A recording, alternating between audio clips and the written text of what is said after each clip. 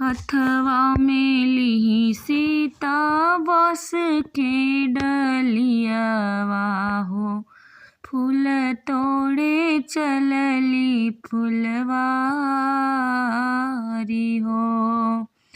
हथवा में लिहि सीता बस के डलियावा, फूल तोड़े चली फुलवारी हो। फूलवा तोड़ी न सीता हरवा बनवली, शिव जी से करेली अरज हो। फूलवा तोड़ी न सीता हरवा बनवली, शिव जी से करेली अरज हो। घुमरी घुमरी सीता शिव के मनावे, हरवा दी है पहिनाई हो। हरवा पहिन शिव जी मन मुस्कइले, सीता जी के दिहले आशीष हो। हरवा पहिन शिव जी मन मुस्कइले, सीता जी के दिहले आशीष हो।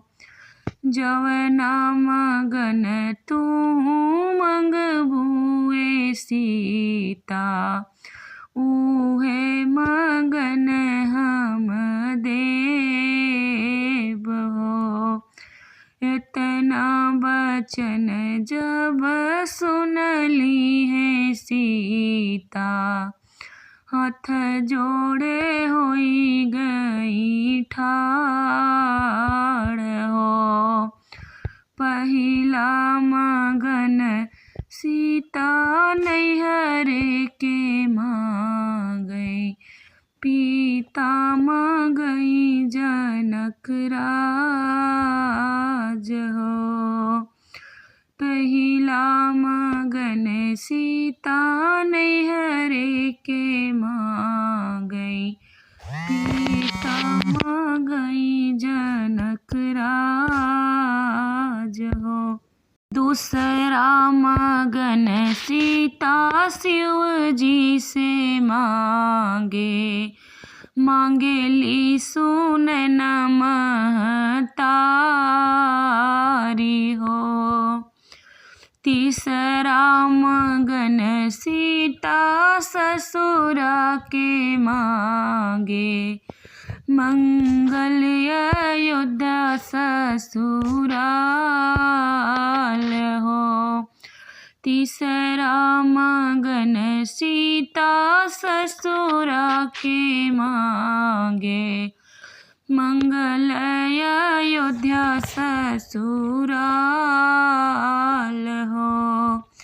राजा दशरथ जैसन ससुरु जी मांगे, मांगेली कौशल्या जैसन सासु हो। भरत लखन जैसन देवरा हो मांगे, राम जैसन मांगेली सुहाग हो। राम जैसन मांगे अमर सुहागवा, मंगल अयोध्या ससुराल।